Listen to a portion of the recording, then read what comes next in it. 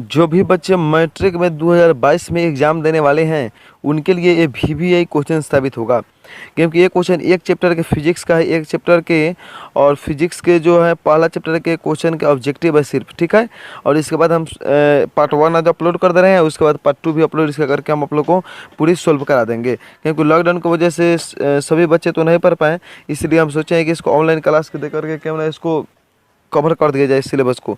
चलिए, तो पहला क्वेश्चन हमारा क्या है वो देखते हैं। किस दर्पण में केवल आभासी प्रतिबिंब बनेगा? तो समतल तथा उत्तल दर्पण। आप लोग इसको ध्यान से याद कर लीजिएगा और एक बार ना इसको 10 बार कम से कम वीडियो को देखिए और शेयर भी कीजिए दबा करके, ताकि जो बच्चे नहीं पढ़ पाए हैं वो भी पढ़ पाएँ और आप भी 10 बार कम से कम देखिए ताकि आपको भी याद हो पाए। ये सब क्वेश्चन आपके एग्जाम, बिहार बोर्ड के एग्जाम में पूछे जाते हैं, इसलिए ध्यान से अपना देखना न भूलिए इसको, ठीक है। हमारा जिम्मेदारी है इसको करा देना। आप लोग पढ़िएगा तो अच्छा रिजल्ट पाइएगा, नहीं पढ़िएगा तो आप लोग फिर वहीं वाला बात हो जाएगा।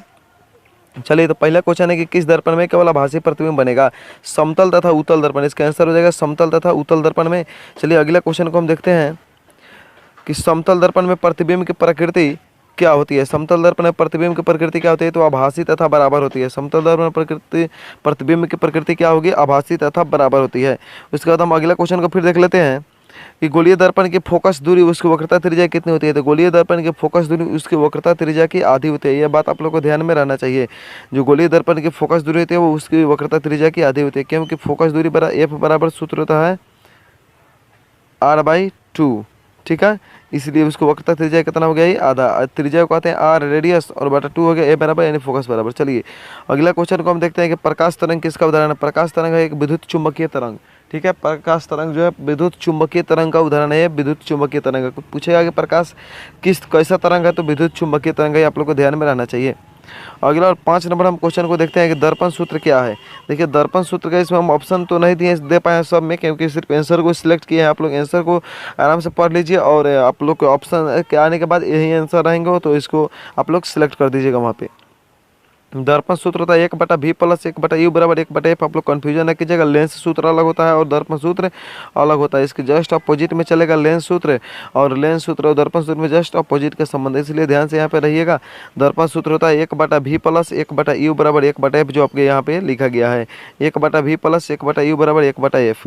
चलिए, अगला क्वेश्चन को हम देख लेते हैं 6 नंबर कि गोलीय दर्पण में फोकसांतर, यहाँ पे थोड़ा टाइपिंग में गलती हो गया, फोकसांतर होना चाहिए। फोकसांतर एवं वक्रता त्रिज्या के बीच कैसा संबंध होता है? तो फोकसांतर एवं वक्रता त्रिज्या के बीच संबंध होता है F बराबर R/2, यानी आधी का संबंध होता है, वो अभी हम बता दिए हैं। और इसमें देगा आपको इक्वेशन के रूप में, तो F बराबर R/2 हो जाएगा, ठीक है। यहाँ पे सब ऑप्शन में रहते हैं, अपने ऑप्शन में कर लीजिएगा। 2F भी ऑप्शन में रहते हैं, तो 2F को नहीं भरना है, F बराबर R/2 जहाँ रहेगा वहाँ पे सेलेक्ट कर लेना है। चलिए, अगला क्वेश्चन को देख लेते हैं। अगला क्वेश्चन है कि गोलीय दर्पण द्वारा बना प्रतिबिंब का आवर्धन ऋणात्मक हो। यहाँ पे भी टाइपिंग में गलती है थोड़ा, क्योंकि ये टाइपिंग मोबाइल से होता है तो यहाँ पे थोड़ा सा हो जाता है। यहाँ पे बर्थडे लिखा गया है, चलिए हम इसको सुधार देते हैं बोल करके, आप लोग ध्यान से देखिएगा। एक गोलीय दर्पण द्वारा बना प्रतिबिंब का आवर्धन ऋणात्मक हो तो प्राप्त प्रतिबिंब कैसा होगा? यहाँ पे प्रतिबिंब होना चाहिए, प्राप्त प्रतिबिंब, प्रतिबिंब प्रतिबिंब होना चाहिए। वहाँ पे बी आधा ब भी लिख सकते हैं, लेकिन हम प्रतिबिंब ऐसे अनुस्वार देकर लिख दिए तो इसका आंसर हो जाएगा उल्टा, यानी गोलीय दर्पण द्वारा बना प्रतिबिंब का आवर्धन ऋणात्मक होगा तो उसका प्रतिबिंब जस्ट अपोजिट बनेगा, यानी उल्टा बन जाएगा। चलिए, अगला क्वेश्चन हम लोग का सोलर कुकर में किस दर्पण का व्यवहार किया जाता है? चलिए, सोलर कुकर तो आप लोग जानते होंगे कि सोलर कुकर में अवतल दर्पण होता है, क्योंकि ये आने वाली बाहर के प्रकाश किरणों को रोक करके और ऊष्मा उत्पन्न कर देते ताकि उसमें खाना आसानी से पकाया जा सके। इसलिए कौन दर्पण होगा? अवतल दर्पण का प्रयोग होता है। या सौर भट्टी भी देता है, ऑप्शन में क्वेश्चन देता है कि सौर भट्टियों में कौन सा दर्पण, तो सौर भट्टियों में भी मारिएगा आपका अवतल दर्पण, यानी सोलर या सौर ऊर्जा या सौर संबंधी जितना भी बात रहेगा उसको अवतल दर्पण में टिक कर देना है। चलिए, अगला क्वेश्चन है कि मोटर चालक के सामने कौन सा दर्पण लगा रहता है? यानी मोटर चालक के सामने का बात हुआ कि वो ऐसे नहीं कि ट्रक जो है उसके सामने वाला नहीं समझ लीजिए, क्योंकि मोटर चालक, जैसे हम आपको बाइक के उदाहरण देकर समझा देते हैं, बाइक जो होता है बाइक के साइड में जो रखता है बाएं और दाएं साइड में जो दर्पण रहता है वो उत्तल दर्पण। उसी प्रकार जो भारी भारी वाहनों होती है उसके बाएं और दाएं साइड में जो दर्पण लगा रहता है, जिसमें हम पीछे की गाड़ियों को देखते हैं कि आ रहा है या नहीं आ रहा है, उसके जो साइड के लिए देखा जाता है वो रहता है उत्तल दर्पण, ठीक है। यही होता है मोटर चालक के सामने, यानी गाड़ी चलाने वाले के सामने कौन सा दर्पण, तो वो रहता है उत्तल दर्पण। क्योंकि क्या उत्तल दर्पण की खासियत है कि छोटी सी चीज़ को, बड़ी चीज़ को छोटी करके दिखाता है, ठीक है, इसीलिए उत्तल दर्पण का प्रयोग किया जाता है। और अवतल दर्पण में 12 दिखाई देता है। तो सर्च लाइट का प्रवर्तक सतह कैसा होता है? देखिए, अब जितना वही बात आएंगे, सौर से जितना भी बात रहेगा सौ से उस सब का आंसर हो जाएगा अवतल दर्पण, इसलिए आप लोग यहाँ पे ध्यान से देखिएगा, इसका आंसर हो जाएगा अवतल दर्पण। चलिए अगला क्वेश्चन देखते हैं कि प्रकाश की किरणें, यहाँ पे किरणें लिखा गया है, टाइपिंग में हो सकता है अशुद्धि, इसके लिए हम क्षमा चाहते हैं क्योंकि टाइपिंग तो हम करते हैं लेकिन इसमें थोड़ी बहुत अशुद्धि रह जाती है। 100% तो नहीं लेकिन 5-4% अशुद्धि इसमें रह जाती है, 96% एक्यूरेसी रहती है। ठीक है, तो 4% को अशुद्धि को नहीं ध्यान दीजिएगा, हम बोलेंगे उस बोली पर हमको ध्यान दीजिएगा। ठीक है, प्रकाश की किरणें हमेशा गमन करती है सीधी रेखा में, टेढ़ रेखा में कभी गमन नहीं कर सकते, इतना बात आप लोग को ध्यान में रहना चाहिए। चलिए अगला जो क्वेश्चन है उसके बारे में देख लेते हैं। अगला क्वेश्चन क्या है, प्रकाश के परावर्तन के कितने नियम। प्रकाश के परावर्तन या अपवर्तन का बात किया जाए तो 2 नियम सामने आते हैं। कितने नियम? 2 नियम। प्रकाश का परावर्तन का बात हो या अपवर्तन का बात हो तो 2 ही नियम मानिएगा। ये सब क्वेश्चन बिहार बोर्ड में पूछे जाते हैं। अगला जो क्वेश्चन है वो है कि किस दर्पण में 12 प्रतिबिंब बनता है। तो अभी बताएं हम कि छोटा प्रतिबिंब बनाना होगा तो बनेगा आपके उत्तल दर्पण में, लेकिन जब 12 प्रतिबिंब बनाना होगा तो वो बनेगा अवतल दर्पण में। ठीक है, इसलिए आप लोग यहाँ पे ध्यान से रहिएगा कि अवतल दर्पण रहेगा तो ऑप्शन को टिक कीजिएगा क्योंकि 12 प्रतिबिंब अवतल दर्पण ही बना सकता है। तो उसके बाद जो हम लोग का अगला क्वेश्चन है वो है कि समतल दर्पण द्वारा बना प्रतिबिंब कैसा होता है। तो समतल दर्पण द्वारा बना प्रतिबिंब काल्पनिक होता है, यानी कि ये आभासी होता है। ठीक है, काल्पनिक को आभासी के रूप में भी जाना जाता है। आभासी इसका दूसरा नाम है, इसलिए आप लोग के ऑप्शन में यदि आभासी रहता है तो वहाँ पे कन्फ्यूज नहीं होना होगा, क्योंकि आभासी को ही क्या कहा जाता है? काल्पनिक कहा जाता है। चलिए अगला क्वेश्चन को हम देख लेते हैं। बड़ी इत्मीनान से क्वेश्चन को ध्यान से पढ़िएगा, इसको कम से कम वीडियो को 10 बार 20 बार देखिएगा ताकि आप लोग को ये याद हो सके। इसमें 30 क्वेश्चन ही हम सेलेक्ट किए हैं लेकिन बहुत ही महत्वपूर्ण के क्वेश्चन है। इसके बाद पार्ट 2 करेंगे, उसमें से एक चैप्टर पूरा कवर कर देंगे ऑब्जेक्टिव से। सभी यदि आप लोग को अच्छे लगता है कमेंट करते हैं तो सभी चैप्टर को, सभी सब्जेक्ट को हम इसी पर अपलोड कर देंगे। आप लोग वहाँ से पढ़कर आसानी से एग्जाम में अच्छी से अच्छे नंबर ला सकते हैं, क्योंकि यहीं से बच्चे पढ़ करके हमारे यूट्यूब चैनल से या ऑफलाइन क्लास में भी पढ़ करके 413 नंबर ला दिए हैं। तो आप भी चाहे तो इस ऑनलाइन क्लास करके भी 400, 500, 400, 450 नंबर ला सकते हैं। 500 में 400, 450 ला सकते हैं नंबर, क्योंकि सभी विषय इस पर अपलोड कर देंगे हम, आप लोग यदि कमेंट करके बताते हैं तो। चलिए अगला क्वेश्चन है कि प्रकाश के परावर्तन के नियम से क्या निर्धारित होता है। यानी परावर्तन के नियम से क्या निर्धारित होता है। तो इसका निर्धारित होता है कि आपतन कोण बराबर परावर्तन कोण, यानी आपतन कोण और परावर्तन कोण बराबर होते हैं। अगला क्वेश्चन है कि दांत विशेषज्ञ किस दर्पण का उपयोग कर मरीजों का दांत 12 का प्रतिबिंब देखने के लिए करते हैं। भाई सब हम जितना भाई बात आपको लोग बता दिए कि जितना भी बात रहेगा 12 का 12 सब करेगा अवतल दर्पण ही। और जितना सुनिए इतना बातें भी समझ लीजिए, जितना भी आप लोग को उपयोग में आएगा, जो व्यक्ति इसका उपयोग अपने दैनिक जीवन में प्रतिदिन कर सकता है उसको लिए हम क्या करेंगे, अवतल दर्पण को ही ज़्यादातर उपयोग में लाएंगे। ऐसे तो उत्तल दर्पण भी होता है लेकिन अवतल दर्पण यहाँ पे हम बता देते हैं आप लोग को, जितना मानव से संबंधित, जैसे दांत है तो मानव से संबंधित चीज़ है, या आपको सौर कुकर खाना है तो उससे भी संबंधित चीज़ें, या इतना बात समझ लीजिए ना कि जितना भी मानव से संबंधित ज़्यादातर है वो अवतल दर्पण का प्रयोग होगा। और गाड़ियों के तो साइड मिरर में उत्तल दर्पण होता है, आप लोगों को ध्यान में रहना चाहिए। ठीक है, बड़ा का बात है कहता है अवतल दर्पण, छोटा का बात है कहता है उत्तल दर्पण होगा। अगला क्वेश्चन है कि गोलीय दर्पण के परावर्तन होना चाहिए। यहाँ पे परिवर्तन टाइपिंग हो गया, ये टाइपिंग में गलती हो चुकी है। गोलीय दर्पण की परावर्तन पृष्ठ की वृत्ताकार सीमा रेखा के व्यास कहलाता है वक्रता त्रिज्या, जिसको आर यानी रेडियस कहा जाता है। चलिए अगला क्वेश्चन को देखते हैं। 19 नंबर क्वेश्चन को हम मात्र 30 ही क्वेश्चन सेलेक्ट किए लेकिन बहुत ही VVI क्वेश्चन है, एग्जाम की दृष्टि से बहुत ही VVI है, बिहार बोर्ड में पूछा हुआ सभी क्वेश्चन है और रिपीटेड क्वेश्चन को हम सिलेक्ट करते हैं, अदर क्वेश्चन को हम नहीं सिलेक्ट करते हैं। एक उत्तल दर्पण में बना प्रतिबिंब कैसा होगा। तो उत्तल दर्पण में बना प्रतिबिंब होता है काल्पनिक और हर्षवित। यहाँ पे भी टाइपिंग में गलती है, ऐसे लिखना चाहिए उसको, आप लोग ऑप्शन में ऐसे रहेगा एग्जाम में। चलिए काल्पनिक और हर्षवित रहेगा। ठीक है, तो मान लीजिएगा यहाँ पे। चलिए अगला क्वेश्चन को हम देख लेते हैं। ऐसा पदार्थ जिनसे होकर प्रकाश आसानी से पार कर जाते हैं उसे कहा जाता है पारदर्शी पदार्थ। जिससे इधर से मान लिए कि इधर से टॉर्च बढ़ते हैं और उस साइड भी दिखाई देने लगे तो उसे कहते हैं हम पारदर्शी पदार्थ। ठीक है, तो पारदर्शी और पारभासी में आप लोग को अंतर बुझाना चाहिए। चलिए अगला क्वेश्चन है कि हमारी आंखें जो देख सकती है वो वस्तु क्या है। तो जो जिससे हम आँख के द्वारा देख सकते हैं उससे कहते हैं दीप्त वस्तु। दीप्त का मतलब समझिएगा, दीप्त मैंने देखने वाले, यानी हम आँख से देख सके तो दीप्त कहलाएगा या प्रदीप्त कहलाएगा, प्रदीप्त को ही दीप्त कहा जाता है। ठीक है, चलिए अगले क्वेश्चन को हम देखते हैं। यदि किसी बिंब का प्रतिबिंब का आवर्धन ऋणात्मक हो तो यहाँ पर रचनात्मक लिखा गया, गलत टाइपिंग हो चुका है। हम समझ रहे हैं कि टाइपिंग में थोड़ा मिस्टेक है लेकिन हम सुधारने से चल रहे हैं सभी। चलिए यहाँ पे ये होना चाहिए ऋणात्मक। यदि किसी बिंब का प्रतिबिंब ऋणात्मक हो तो उस दिन नहीं, उस बिंब होना चाहिए यहाँ पे बिंब। उस बिंब की प्रतिकृति क्या होगी, उस बिंब की प्रतिकृति हो जाएगी वास्तविक और उल्टा। यदि ऋणात्मक होता है तो वास्तविक और उल्टा होना उसका तय है। चलिए अगला क्वेश्चन है कि किसी दर्पण के सामने आप चाहे जितनी दूरी पर खड़े हो उसका प्रतिबिंब उतनी दूरी पर, यूपी यहाँ पे लिखा गया, यहाँ पे उसका होना चाहिए। ठीक है, यहाँ पे उसका होगा, उसका प्रतिबिंब उसका प्रतिबिंब सीधा ही बनता है। किस दर्पण में? तो समतल या उत्तल दर्पण में ये संभव है, दूसरे दर्पण में नहीं। चलिए अगला क्वेश्चन है कि किसी वस्तु का अवतल दर्पण द्वारा बना प्रतिबिंब आभासी तथा सीधा वस्तु से बना पाएगा तो वस्तु की स्थिति कहाँ होनी चाहिए? तो उस वस्तु को उस समय वस्तु की स्थिति जो होना चाहिए वो ध्रुव और फोकस के बीच यानी पी, पोल और एफ के बीच यानी फोकस के बीच होनी चाहिए। पी और एफ के बीच आप लोग फिगर के माध्यम से 5 नंबर के जब आप लोग को थ्योरी का क्लास होता होगा तो आप लोग कर लिए होंगे वहाँ पे, और इसको समझने का प्रयास आप लोग कर लीजिए क्लास में, ऑफलाइन जहाँ पे क्लास करते होंगे वहाँ पे, कि पी और एफ में के बीच संबंध के बारे में। ठीक है, चलिए अगला क्वेश्चन है कि किस दर्पण द्वारा किसी वस्तु का प्रतिबिंब वास्तविक मिल सकता है? तो वास्तविक प्रतिबिंब यदि लेना है तो अवतल दर्पण का उपयोग करना पड़ेगा, और आभासी या काल्पनिक प्रतिबिंब लेना है तो उत्तल दर्पण का प्रयोग करना पड़ेगा। अवतल दर्पण का प्रयोग ऐसे हम बता दें आप लोगों को, और उत्तल दर्पण का जो प्रयोग होता है दाढ़ी बनने में भी अवतल दर्पण यानी हजामती दर्पण कहा जाता है, जिसको आप लोग समझते हो नाई जाते होंगे बाल कटवाने तो वहाँ पर जो सामने दर्पण लगी रहती है वो होती है अवतल दर्पण। ठीक है, यानी कि उसको हजामती दर्पण या उसे हम क्या उसको बोलते हैं हम हजामती दर्पण के नाम से भी जानते हैं अवतल दर्पण को। अवतल दर्पण को हजामती दर्पण के नाम से भी जाना जाता है, या कहेगा कि आपके सैलून में जो दर्पण आता है वो सब कौन सा दर्पण है? तो वहीं अवतल दर्पण है। ठीक है, चलिए अगला जो क्वेश्चन है वो है कि उत्तल दर्पण द्वारा बना प्रतिबिंब कैसा होता है? उत्तल दर्पण द्वारा बना प्रतिबिंब हमेशा सीधा होता है। ठीक है, उत्तल दर्पण में उल्टा भी हो सकता है लेकिन उत्तल दर्पण में हमेशा वो सीधा रहेगा। अगला जो क्वेश्चन है वो है कि निर्वात में प्रकाश की चाल कितनी होती है? निर्वात में प्रकाश की चाल होती है 3 × 10⁸ मीटर प्रति सेकंड।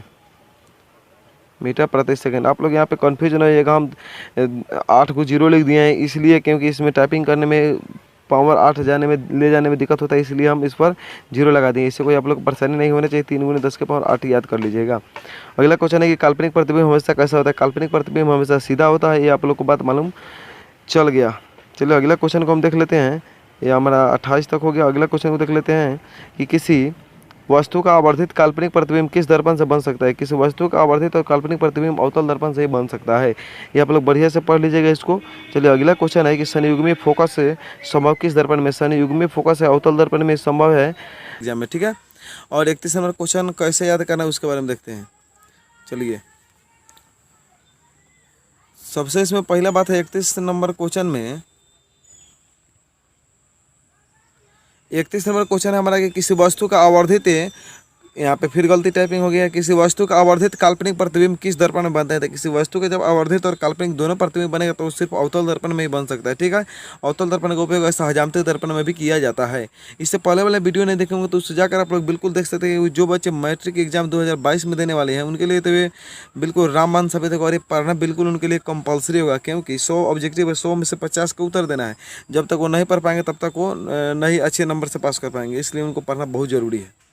अगला अब देखिए इसमें क्या है, अगला क्वेश्चन हमारा कि यदि किसी वस्तु को एक दर्पण के सामने निकट रखने पर प्रतिबिंब सीधा बने किंतु दूर रखने पर उल्टा बने, यानी भीड़ रखने पर उसको सीधा बन जाए और जब उसको दूर कर दें तो उल्टा बनने लगे, तो वो दर्पण होता है अवतल दर्पण। ठीक है, नज़दीक रहेगा तब तक सीधा बनेगा और दूर करेंगे उससे ही वो उल्टा बनने लगेगा, तो वो होगा अवतल दर्पण। ये आप लोगों को ध्यान में रहना चाहिए। अगला जो क्वेश्चन है कि यदि किसी वस्तु के एक दर्पण के सम्मुख किसी भी दूरी पर रखने से उस वस्तु का प्रतिबिंब सदैव सीधा बनता है, यानी हमेशा सीधा और छोटा बनता है, तो उस दर्पण का नाम होता है उत्तल दर्पण। क्योंकि उत्तल दर्पण छोटा बनाता है प्रतिबिंब, अवतल दर्पण बड़ा बनाता है। आप लोग हम पहले वाले वीडियो में कल के बता दिए थे, क्लियर कर दिए थे। जहाँ बड़ा का बात आएगा वो अवतल होगा, जहाँ छोटा का बात आएगा वो उत्तल होगा। क्योंकि ऐसे भी आप लोग ट्रिक के साथ भी याद कर सकते हैं, अवतल में ज़्यादा अक्षर है और उत्तल में कम है। उत्तल में कम है तो उत्तल में 3 अक्षर से बना हुआ शब्द है उत्तल, और 4 अक्षर से अवतल। तो अवतल तो 12 ऐसे भी बना हुआ है 12 शब्द से, तो 12 बनाएगा, और उत्तल छोटा शब्द से बनाए तो बेचारा छोटा बनाएगा। ये ट्रिक के साथ आप लोग याद इसको कर सकते हैं।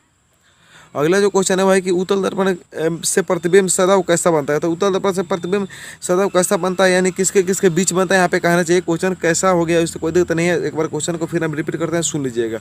उत्तल दर्पण से प्रतिबिंब सदैव किसके बीच बनता है? तो ध्रुव तथा फोकस के बीच, यानी ध्रुव को कहते हैं पी यानी पोल, और फोकस यानी एफ। पी और एफ के बीच में बनता है। इसको फिगर से आप लोग समझ सकते हैं, आप लोग के लिए जो ऑफलाइन क्लास में पढ़ा होगा उससे समझ लीजिए, लेकिन ऑब्जेक्टिव को हम इसमें सिर्फ क्लियर कर दे रहे हैं। अगला जो है वो है कि किसी वस्तु को तो हम तभी देख पाते हैं जब वो वस्तु प्रकाश को क्या करती है। किसी वस्तु को हम तब देख पाते हैं जब वो प्रकाश को परावर्तित कर देती है। परावर्तित करेगी तो हम उस चीज़ को आसानी से देख पाते हैं। किसी मान लीजिए कोई भी चीज़ को हम देखते हैं उस पर टर्च मारते हैं, तो उस टर्च भर कर किसी चीज़ को अंधेरे में देखते हैं तो वो क्या करते हैं, वो वस्तु वो अपने से परावर्तित करके तब हमारी आंखों तक आती है, तब हम देख पाते हैं, नहीं तो हम नहीं देख पाते। ठीक है, चलिए अगला जो क्वेश्चन है उसके बारे में देखते हैं। अगला क्वेश्चन है कि किस दर्पण में वास्तविक प्रतिबिंब नहीं बन सकता है। देखिए किस दर्पण में वास्तविक प्रतिबिंब नहीं बन सकता है। ये एक समतल दर्पण ऐसा है जो हम लोग के घरे आईना जो लगा हुआ रहता है किसी भी अपने दीवार वाल में या कहीं भी हम लोग जो चेहरा देखने में यूज करते हैं अपने घरों में, वो रहता है समतल दर्पण। और वहीं जब सैलून में चले जाते हैं जिसके जहाँ पे हम लोग नाई के पास जाते हैं तो वहाँ पे आता है अवतल दर्पण। याद रखिएगा कि नाई के पास रहेगा अवतल दर्पण और अपने घर में यूज होता है समतल दर्पण का। ठीक है, उसमें कोई भी चीज़ आपको उल्टा दिखाएगा देख लीजिएगा, बिल्कुल उलट कर आर या पी लिख करके देख लीजिएगा, या अपने आप को देखिए ना कि आपका चेहरा वो दिखा रहा है, इसका मतलब कि वो उल्टा चीज़ को विपरीत चीज़ को बताता है। ठीक है, अगला क्वेश्चन है कि अवतल दर्पण के फोकस से चलते प्रकाश परावर्तन के बाद क्या हो जाती है। अवतल दर्पण से जो प्रकाश गुजरती है वो परावर्तन के बाद प्रधान अक्ष के समांतर हो जाती है, प्रधान अक्ष के बराबर, यानी समांतर के मतलब होता है पैरेलल हो जाती है। ठीक है, ऊपर जैसे ट्रेन की पटरी का होती है समांतर होती है, एक के बिना एक अधूरा वैसे ही हो जाती है। अगला क्वेश्चन है क्या समतल दर्पण में बने प्रतिबिंब को पर्दे पर उतारा जा सकता है। नहीं, बिल्कुल गलत बात है। समतल दर्पण से बना प्रतिबिंब कभी पर्दा पर नहीं उतरता है, नहीं होगा इसका आंसर। ठीक है, यदि ऑप्शन में रहता है तो नहीं कर लीजिएगा। ये जो मैट्रिक एग्जाम 2022 में देने वाले उनके लिए तो ये VVI साबित है। चलिए अगला क्वेश्चन है हमारा 39 नंबर। इससे पहले हम बहुत सारे क्वेश्चन 30 क्वेश्चन लगभग कर दिए थे और आज इस वीडियो में हम उसी क्वेश्चन को सिलेक्ट किए हैं जो हम नहीं कर पाए थे। ठीक है, अगला क्वेश्चन है कि प्रकाश की एक किरण किसी समतल दर्पण पर 60 डिग्री कोण बनाते हुए टकराते तो उसका परावर्तन कोण 30 डिग्री हो जाएगा। ठीक है, 60 डिग्री से बनाएगा तो 30 डिग्री पर हो जाएगा। अगला जो क्वेश्चन है भाई कि कौन उत्तल दर्पण की फोकस दूरी है जिसको वक्रता त्रिज्या 32 सेमी या 16 सेमी हो जाएगा। क्योंकि सूत्र आप लोग पढ़ लिए हैं, F बराबर R/2, यानी इसकी संबंध कथी होती है, आधी की संबंध होती है। तो F की जगह पर कितना रखना है आपको, वक्रता त्रिज्या R है तो R की जगह पर 32 रखिए, 32/2 की जगह 32 से कट जाएगा, 2 मरतबे 16 आंसर हो जाएगा। ठीक है, यहाँ पे जितना रहेगा उसका अधिया यहाँ पे होगा। एक बात ध्यान यहाँ पे रखिएगा कि कोई उत्तल दर्पण की यदि बात किया जाए तो वक्रता त्रिज्या यदि उसका जितना भी रहे उसका अधिया कर लीजिएगा तो उसका फोकस दूरी हो जाएगा। ठीक है, उसके फोकस दूरी निकाला तो वक्रता त्रिज्या का वो अधिया कर लीजिएगा। मान लीजिए यहाँ पे 50 रहेगा तो यहाँ पे 25 लिख करके आप आंसर उसको बना सकते हैं आसानी से। ठीक है, यहाँ पे कोई भी चीज़ रख सकता है। यहाँ पे 32 के ऊपर आपको 52 दे सकता है, 100 दे सकता है, 120 दे सकता है, कुछ भी दे सकता है। इसका अधिया कर लेना हो जाएगा प्लस में। ठीक है, क्योंकि उत्तल दर्पण की फोकस दूरी हमेशा धनात्मक होती है इसलिए प्लस लगाएं, अवतर आता है तो यहाँ पे माइनस हो जाता है। चलिए अगले क्वेश्चन को हम ध्यान से देखते हैं। अगले क्वेश्चन क्या है, एक उत्तल दर्पण की फोकस दूरी 20 सेमी है तो इसको वक्रता त्रिज्या कितने होगी, 40। देखिए एक बात ध्यान दीजिएगा यहाँ पे, क्योंकि R बराबर आप लोग सूत्र पढ़े हुएगा 2F, तो वक्रता त्रिज्या निकालनी है तो इसकी फोकस दूरी कितना है 20, तो वक्रता त्रिज्या R बराबर 2F यानी 2 गुने F का वैल्यू कितना है 20, तो 20 दूनी 40 यानी आंसर इसका कितना हो जाएगा 40। यहाँ पे एक बात आप लोगों को ध्यान में रहना चाहिए कि उसकी यदि फोकस दूरी 40 सेमी है तो वक्रता त्रिज्या पूछेगा तो 40 दूनी 80 कर दीजिएगा। ठीक है, फोकस दूरी दिया रहेगा तो वक्रता त्रिज्या दुगुनी हो जाती है, और जब वक्रता त्रिज्या दिया रहता है तो फोकस दूरी निकाले के लिए हम अधिया में चल लेते हैं, 2 से भाग दे देते हैं। चलिए अगला क्वेश्चन को हम देखते हैं, ये आपका न्यूमेरिकल था। अगला क्वेश्चन को देखते हैं कि प्रकाश के गमन पथ की दिशा को क्या कहते हैं। प्रकाश के जिस पथ में गमन करते हैं उसको किरण कहा जाता है, उसके गमन पथ की दिशा क्या कहलाती है, किरण कहलाती है। अगला क्वेश्चन है कि किस दर्पण को अभिसारी दर्पण कहा जाता है। ये VVI आपके क्वेश्चन है, अमकी बार एग्जाम में यानी 2021 के एग्जाम में पूछे भी गए हैं क्वेश्चन है। तो किस दर्पण को अभिसारी दर्पण कहते हैं, अवतल दर्पण को अभिसारी कहते हैं, याद रहे अवतल दर्पण का। और लेंस में जस्ट इसके अपोजिट हो जाता है। ठीक है, लेंस याद कीजिएगा, लेंस में जस्ट इसका अपोजिट चलेगा यानी उल्टा हो जाएगा। ठीक है, अगला क्वेश्चन है कि किस दर्पण को अपसारी, उठा अभिसारी, तो अभिसारी होगा अवतल और अपसारी होगा उत्तल। अपसारी कौन दर्पण, उत्तल दर्पण जिसका एक कोण उभरा हुआ रहता है। ठीक है, गाड़ियों के अग्रद्वीप में किस दर्पण का उपयोग होता है, गाड़ियों का आगे वाला जो द्वीप रहता है यानी आगे वाला जो बत्ती रहता है उसमें कौन दर्पण, तो अवतल दर्पण, क्योंकि उसका परावर्तक जो सतह बना रहता है वो अवतल दर्पण का बना रहता है। चलिए तो अगला क्वेश्चन हम देख लेते हैं, हजामती दर्पण। कल के वीडियो में भी बता दिए थे या अभी भी बता दिए कि हजामती यानी जितना भी चीज़ का उपयोग मानव अपने दैनिक जीवन में लगभग प्रतिदिन करता है अधिकांशतः वो अवतल दर्पण करता है। ठीक है, तो हजामत दर्पण किसे कहा जाता है, अवतल दर्पण को, यानी घर में लगा रहता है वो समतल दर्पण रहता है, गाड़ी के साइड मिरर में रहेगा वो उत्तर रहेगा, और जो हम सैलून में देखते हैं उसे कौन दर्पण कहते हैं, अवतल दर्पण। अगला क्वेश्चन है कि चंद्रमा कैसी पिंड है, वो चंद्रमा अदीप्त पिंड है। चंद्रमा कैसी पिंड है, अदीप्त। प्रदीप्त या दीप्त पिंड हम लिखवा दिए थे, या यानी कि कल वीडियो में हम पढ़ा दिए थे कि दीप्त या प्रदीप्त पिंड उसे कहते हैं जो हमारी आंखों को दिखाई देती है। ठीक है, और चंद्रमा कैसी पिंड है, तो ये अदीप्त पिंड है। ठीक है, चलिए अगला क्वेश्चन को हम देखते हैं। गोलीय दर्पण के ज्यामितीय केंद्र को क्या कहते हैं, गोलीय दर्पण के ज्यामितीय केंद्र को ध्रुव कहते हैं। ध्रुव को इंग्लिश में पोल कहा जाता है, पोल, POLE। ठीक है, यहाँ पे आप लोग कंफ्यूज ना होइएगा। अगला क्वेश्चन को हम ले लेते हैं। अगला क्वेश्चन क्या है, अगला देखिए क्वेश्चन है कि प्रतिबिंब कितने प्रकार के होते हैं। प्रतिबिंब होते हैं 2 प्रकार के, वास्तविक प्रतिबिंब और काल्पनिक प्रतिबिंब। हम यहाँ पे लिख देना चाहेंगे वास्तविक प्रतिबिंब और काल्पनिक प्रतिबिंब। चाहे तो आप लोग लिख सकते हैं, नहीं तो आप लोग बिल्कुल इसको पढ़ सकते हैं। देखिए इस वीडियो को कम से कम 10 बार 15 बार देखिएगा, इससे आपको क्या होगा कि याद हो जाएगा बहुत आसानी से। और जो बच्चे इसको नहीं पढ़ पाए उनके लिए कम से कम शेयर कर दीजिएगा आपको, क्योंकि वो लॉकडाउन की वजह से तो नहीं पढ़ पाए और अच्छे से अच्छे नंबर से पास कर पाए, इसीलिए उनको शेयर कर दीजिएगा। अगला क्वेश्चन है कि किस दर्पण की परावर्तक सतह उभरी रहती है? उत्तल दर्पण का। और क्वेश्चन पूछता है कि किस दर्पण की परावर्तक सतह उभरी रहती है? तो याद रखिएगा ऊ से उभरी तो ऊ से उत्तल दर्पण, और यदि ध से भी रहेगा तो अवतल दर्पण करेगा। ठीक है, इतना ध्यान आना चाहिए।